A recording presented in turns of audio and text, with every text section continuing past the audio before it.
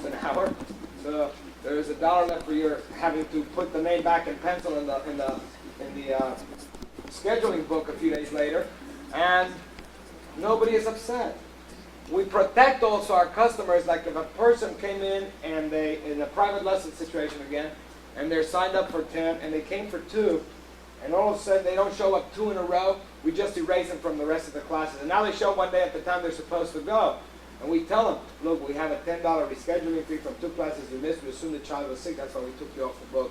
And again, they just adore you that they didn't lose their whole $130 of the last 6 lessons they still had to do. So we're in business to you know, in a sense, to stay in business. And I find that this type of things makes people feel like you're giving them more than they expect. And really, you're in a service operation, and you got to make people happy. If not, you just got to go sell door to door or whatever it is that just, you know. For the people that were not in Orlando, our makeup policy works, whereas if somebody calls up, they have to call up before 9 o'clock in the morning. Now, we give just individual or private lessons. If they call up before 9 o'clock in the morning, they get credit for a makeup, which is good for 1 full year.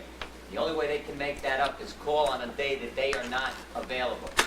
Or they're not in lessons, I should say. They know they're available, so they'll call us after 9 o'clock and say, do you have any openings in your schedule? And obviously you're going to get 5 or 6 openings at least a day, if not a lot more. And we'll say, yes, we have 1 o'clock, 3 o'clock, 5 o'clock, and 6 o'clock available. Which one do you want? And if they say, I'll take that one, bingo, they get a cross out. If they have not made an effort to make those up within a year, they know it and they get it scratched right off. We have people that have 60, 70 makeups. Adrian, go ahead. Yeah, I just want to ask I need to something. monitor this a little bit so that I everybody... would like to ask 2 questions, since I'm pretty new to all of this. I'd like to ask 2 questions and get a raise of hands. First, I'd like to ask those people that aren't giving makeups, raise your hand. All the people that have a makeup policy and give makeups. Okay, now, I would like to see those people that... Wait. There's a bunch of, we do makeups for privates, but no makeups for groups. Okay.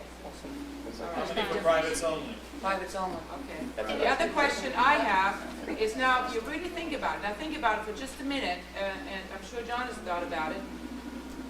Would you think that your business would survive just as well if you wouldn't have any makeups at all? Raise your hand. Not private. Not Private lessons, not private. No, they couldn't do private. It's too much. Because, you know, in the winter months, when children get sick and there's no makeup, parents would just say, well, we'll come back in spring. So you, Or go to so the you school only that has 50 basically kids that you makeup. have to Yeah. get private for private lessons makeup, for lessons, forget it. You might as well forget private lessons if you don't do makeups. Right.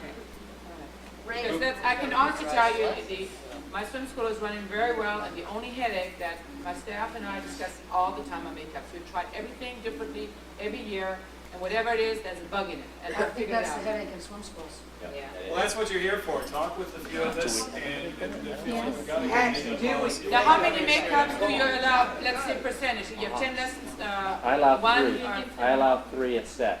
And after what's it say? 10. 10 lessons. 3 makeups. If Anybody they more miss than more 3 than that, per they don't 10 get it. lessons? Does anybody give more than 3 per 10 lessons? It's your group. It's in the contract. He's private. They just go off the board. Just $5 per makeup. I love the way You can have 10 makeups. Just If you have a $5.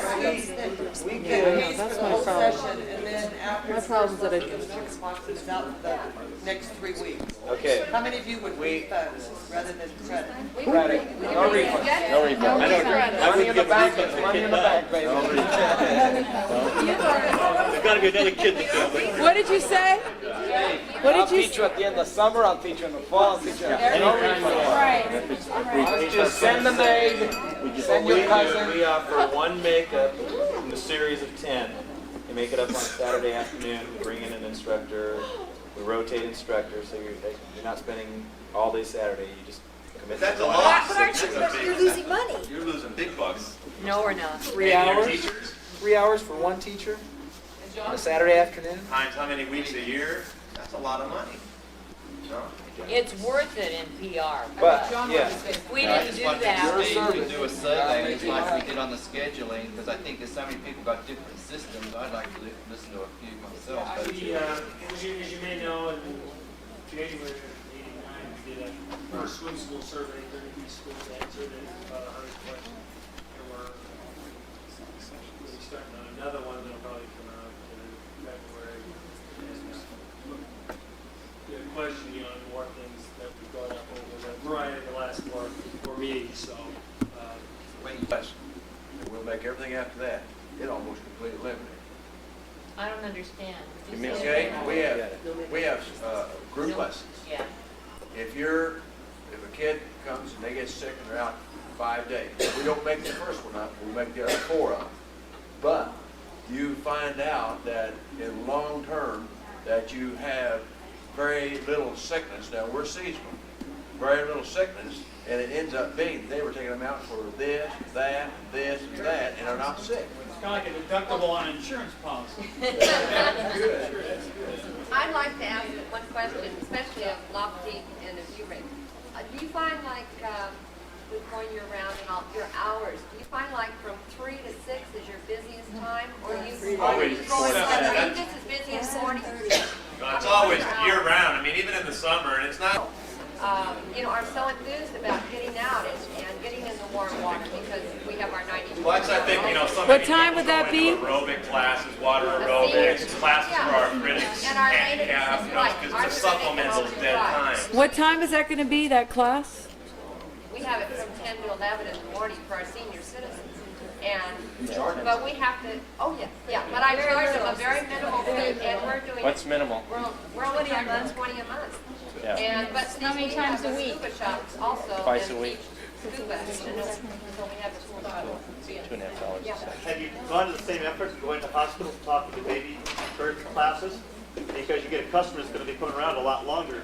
And that's a good idea. And we've also had a maternity doctor or a. Because all the hospitals love to have you come and Oh, we talk. love to have an exercise class for Okay, maternity. my friends, we have to stop. I hope you left, Jay. The children used to kind of, in many years past, when I would teach, just kind of come up to the pool and this is my next lesson. And I put all my teachers really in charge of that student and that student's mother and father and the brothers and sisters that might be there. What I mean is, let's say they have a little brother hanging around the edge of the pool, or they're not doing what they should, or not that that's their primary responsibility, but they have a family that they're responsible for. We talk about when she introduces herself and introduces her name, and my name's so-and-so, and how are you, and maybe you can shake their hand, and I'm Johnny's teacher, and to always touch. There's just nothing like a touch that endears people to someone else, and calling them by name and looking them in the eye. You get some of the young teachers that might feel a little insecure, and they're casting their eye Money by spending time with the kids in the water. out there and asking questions, and then I pay her. And maybe she could only come 2 hours that day, or maybe, you get a feel, and then you reward them accordingly. And then I line up a whole bunch of half-price lessons from people who can't afford full-price lessons. I know them. They're my friends. They're in our church. They're all around. And I say, we're giving half-price lessons. Then that new teacher has the half-price lessons, and then I will hire one of my old teachers that's not teaching this summer. She's just had a baby or something. And then I'll hire her for 2 or 3 weeks just to stay in that water side by side, that new teacher. Actually take and show her that child, what to do. Maybe even take the child away from her. But then it's all open. The mother's feeling great. She's getting half-price lessons and 2 teachers. And I'm not making any money on that, but it's worth the training that I can do.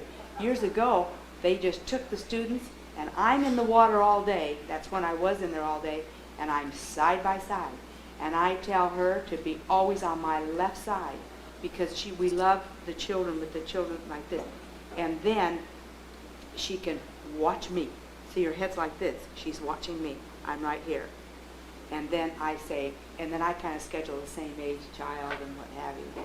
And then I'll say to her, hey, Jenny, watch this, watch this. And it's like, watch my hand movement. I used to do this all under a parent's eyes who doesn't know I'm training her. She doesn't know that, and it's tough, and it's hard, and they're paying good money, and you don't want them to know you've got that new teacher. The pressure's great. And I tell the teachers, you're going to be good, but you're going to be good fast. You're not going to be good slow. I was telling Karen last night, I make them really good fast because I don't let them err. Let's say a teacher came chewing gum just one day. She'll never come chewing gum again. I say, no gum. And when I say, no gum, no gum. You know, I am real strict on standards like that. I don't want to have to think, oh, well, she'll see that the other kids aren't chewing gum, or well, she'll see that we keep thumbs down when we, you know, bring the kids over like they showed in the pool demonstration. She'll get, no, thumb down, thumb down, thumb down. You know, just stay right on tight.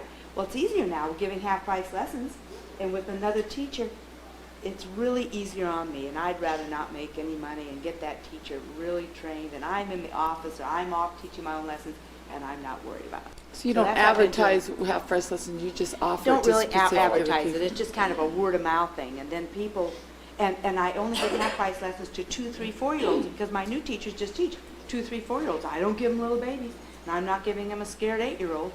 You know, that's 2, 3, 4-year-olds is mainly what they have, and half-price lessons, and then I'll get in these cards that come in the mail, would like half-price lessons. They have a 6-year-old, an 8-year-old, and 10-year-old, and they've done it in 4 years. You know, I say, no, you know, then I call them up. Yeah. I think, let me ask you a question, and kind of a little thought thing here. If you could, in your mind, picture the teacher from whom you learned the most.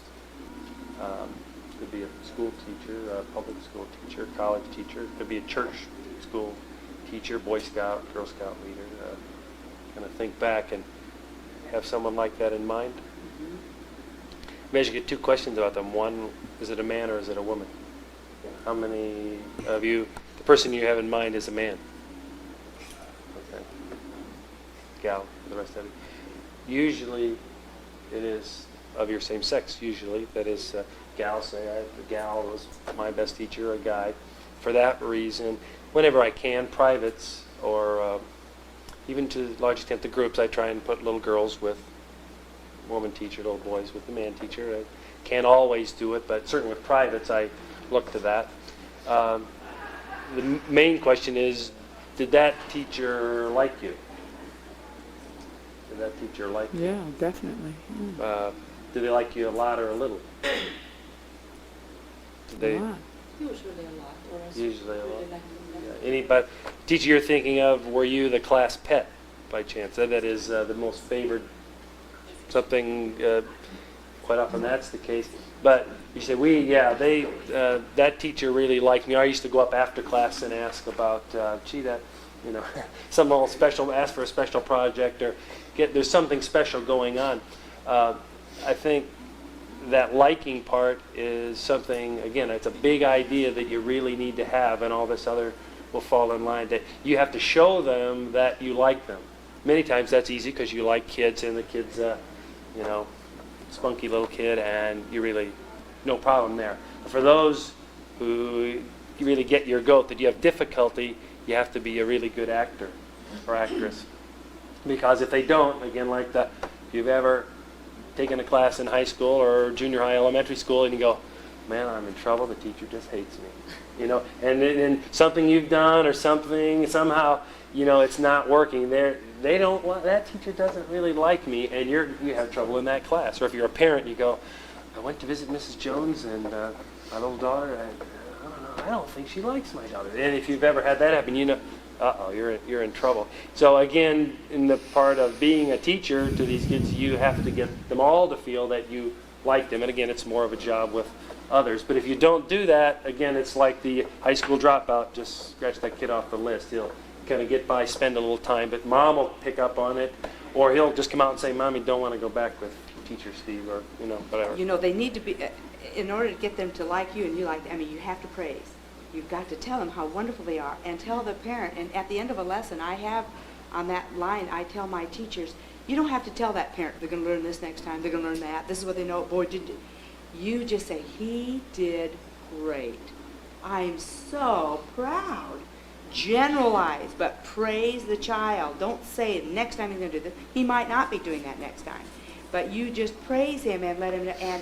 And when they first come in the water, maybe they have a hair bonnet or something, and say, that is the cutest hair clip. That is darling. What a cute swimming suit. Where did you get that? And you've got to really praise those children. But I had one of my children having when they were young and in elementary school, maybe 8 years old. He didn't like his teacher, and I didn't think the teacher maybe liked him. You know, it's so easy to go to the teacher and say, you know, my child's not happy in here, and what's the problem? I'll tell you what, I went to the teacher and I said, Mrs. Slade, we appreciate all you do for our child. We appreciate, and let me tell you, you disarm people. You disarm people.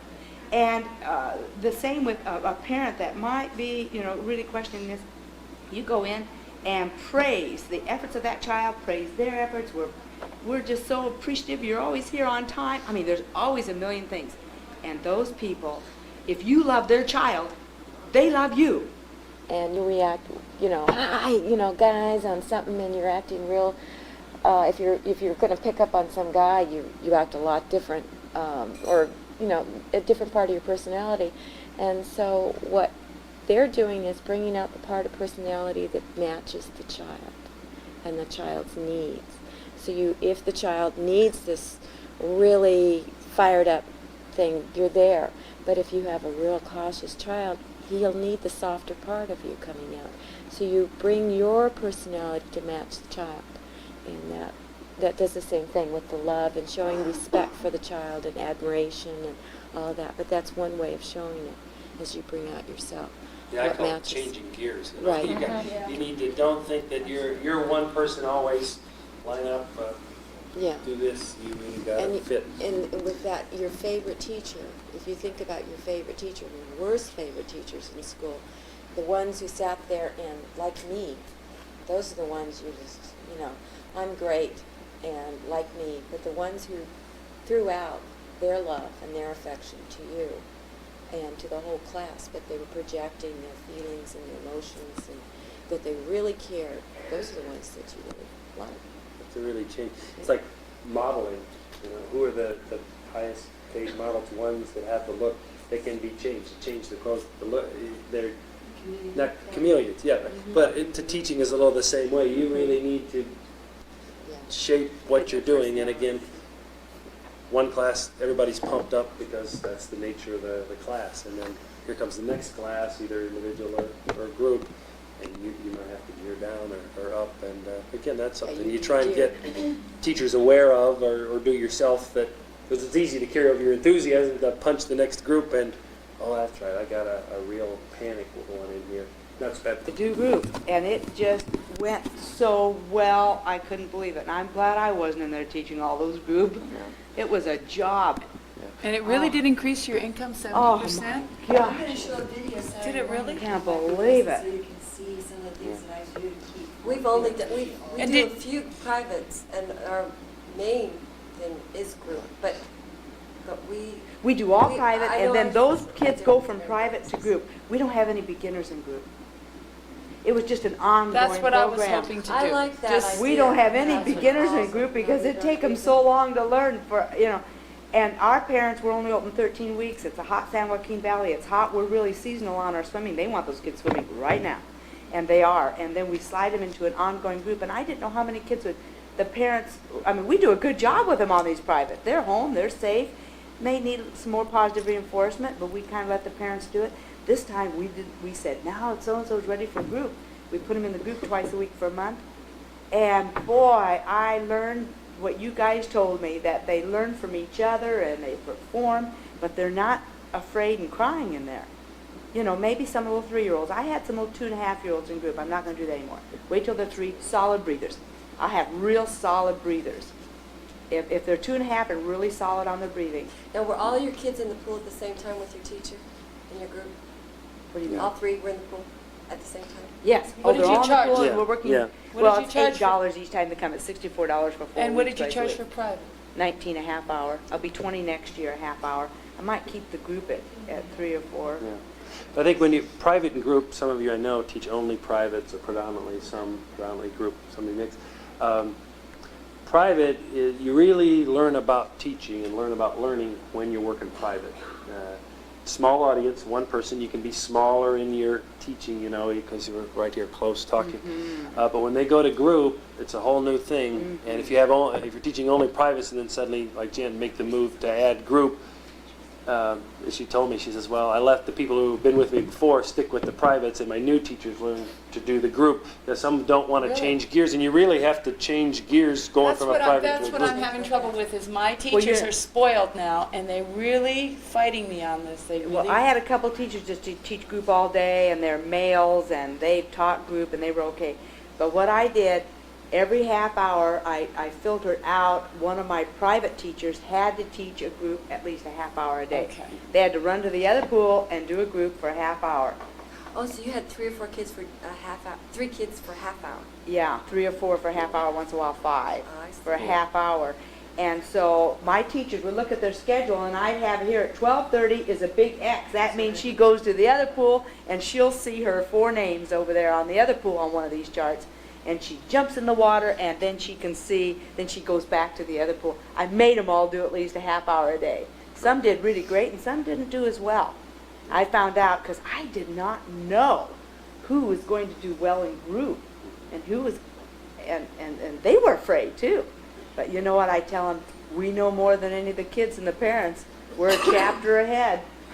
I mean, we can't, they're going to learn. I think it'd be an easier transition, actually, for your parents to go from private to group rather than where we're at with mostly group and trying to go back to private.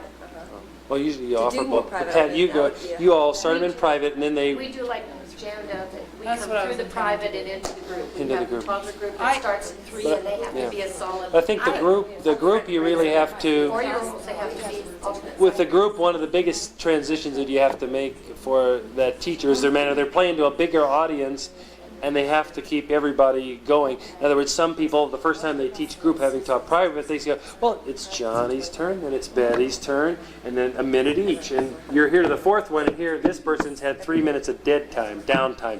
You can keep them stirred up, which helps you up and down 20 times. I'll be back to you. And like that, and they're doing this. It's a little like, remember the Ed Sullivan show, the person with the little sticks and the plates, you're getting them all going, and you're getting this, then you go back and get this one. But also the mat that you'll see that Jan has, the duck, we use that a lot because you can work all kids together.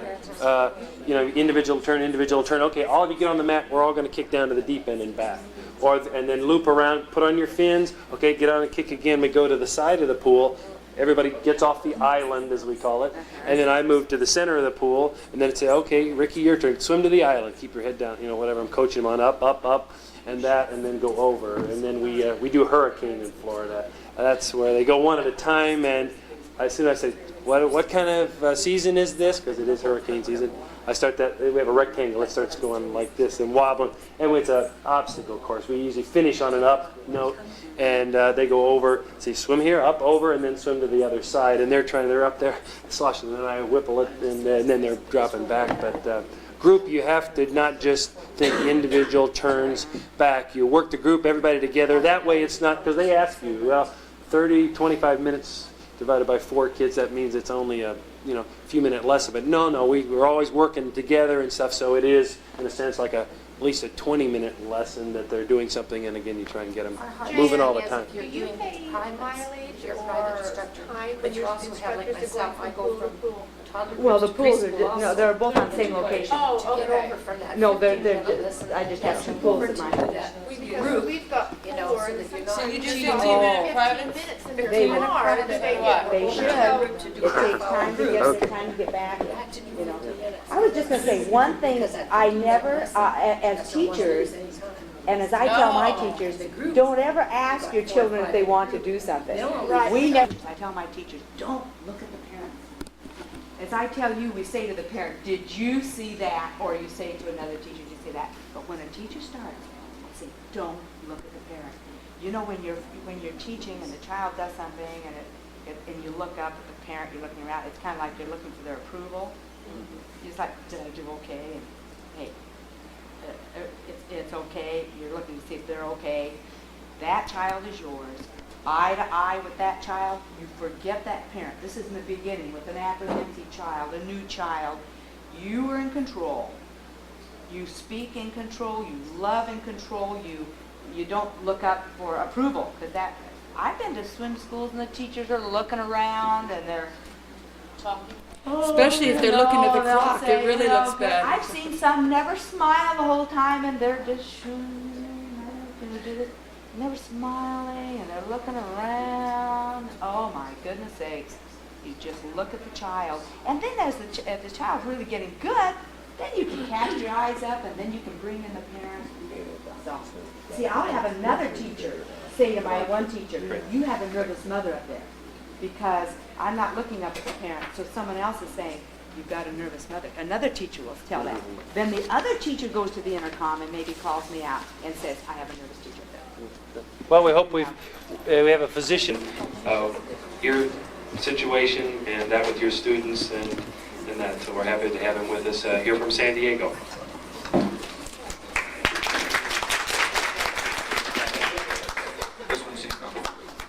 The world is full of a large amount of misinformation and miscommunication and all kinds of things. And I find that medicine is no different than anything else.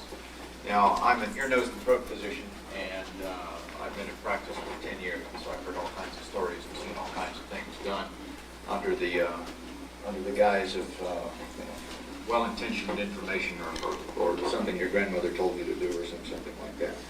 So what I'd like to do today is just go over a little bit of basic anatomy of the ear, discuss some of the common problems related to swimming and diving that you guys may encounter, and briefly answer any questions.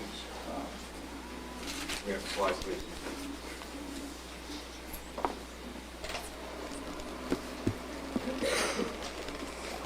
And focus. A little bit. That's it. That's pretty good. Okay. There seem to be two schools of thought in the world, that either the human body is a very delicate thing that really, you got to really take an excessive amount of care of, and my school of thought, which is that the system is designed to be pretty well self-maintaining. And so if you just kind of exercise a little common sense, you're going to stay out of trouble. Basic anatomy of the ear is the external ear. Nothing really of any concern other than for the people that are out in the sun all the time. If you don't wear your sunblock over the ears, you're going to get skin cancers all around on the external ear. So we do a fair amount of surgery on those things. So for all the instructors and all, let me warn you, sunblock is your friend. As you get on down into the external canal, the outer part is often involved, generally not in children so much, but certainly in teenagers and adults, with several types of skin conditions, eczema being one that's fairly common. It's an ear that frequently itches, has a lot of dry flakiness around the external opening here, and swimming, repetitive wetness of this kind of a condition certainly can lead to external otitis. As you move farther down the ear canal, this is the area in here where the lining has several different types of protective mechanisms. The hair in the outer part of the ear to trap debris and all bugs, whatever they try to come in. Cerumen glands that produce the oily substance that then later turns into what we know as earwax.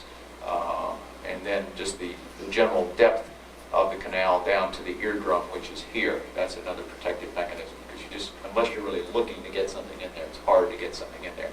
The Q-tip industry is quite famous for making a device that goes all the way down here to poke holes in eardrums.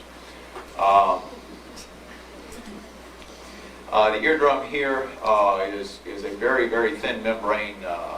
It is so delicately balanced that it will move under gentle sound pressure, just a partial diameter of an atom in response to the sound. So this is a very light, thin, delicate membrane, and is subject at times, if you've got pressure problems across the membrane, such as with diving and that sort of a thing, or even with an ear canal blockage with wax or even a plug, so that you can't equalize pressure between the canal and the middle ear space, you can get ruptures due to pressure inequalities. And it's possible to rupture the, in certain circumstances, it is theoretically possible to rupture the eardrum by not being able to clear a dive no deeper than 4 feet. So it's something that's not common, but in certain individuals it can occur. As we move on in, this is the middle ear space here. This contains the 3 bones of the ear, malleus, incus, stapes, sitting here. It sits on a very delicate membrane over the opening into the inner ear. There's another opening over the inner ear covered by a membrane to allow the pressures to go through, a hydraulic system, so that if you push in here, then the membrane out here bulges. These are the two membranes that can rupture, generally with deeper diving, but situations where someone goes diving, gets acutely dizzy, comes to the surface, and has poor hearing in that ear, that's certainly a medical emergency, and they need to get to an ENT doctor right then, because one of these membranes most likely is ruptured, and you have significant damage to the inner ear structures here. Inner ear is composed of two areas. One, these convoluted structures here called the semicircular canals. Those are the sensors that give us our sense of orientation in space. When you move your head, fluid in here flows a certain way, and then there's a corresponding opposite flow in the other ear, and so this all goes to the brain. The brain says, oh, your head's over here. Whenever you have viral inflammation of this structure, you get bizarre or inappropriate signals, and so those are the people that wake up and they're dizzy, just boom, out of nowhere. So they think their head's all over the place, even though they're holding still. So the semicircular canals balance part of the inner ear. The cochlea is where the mechanical energy transmitted by the sound waves to the drum through the bony chain here, and then the stapes acting as a piston, then spreads that by a fluid pressure transmission through the cochlea. The various nerve endings in the various stages of the cochlea are stimulated by certain frequencies of sound. That is converted into a nerve impulse, and this goes off into the brain to be integrated and transmitted in what we understand as hearing. Nothing really is quote-unquote heard here. This is just a message collection center transmitted into the brain so that it can be integrated and properly diagnosed, integrated and properly interpreted so that you know that that's somebody's closed the door, that's your cat down the hall or something like that. There are a couple of areas in the ear canal that tend to favor not getting into trouble. Certainly the opening of the ear canal is relatively small, and so it's hard to get things in there. There's a certain natural hourglass shape at the junction between the bony part of the ear canal and the cartilage part of the canal that tends to trap air behind this point. So water coming into the ear runs against an air cushion, and it is more difficult to get water all the way down to the drum. These are part of the natural protective mechanisms that I've spoken of, and for most of us, if you don't really try and compromise that too much, they'll generally protect you pretty well.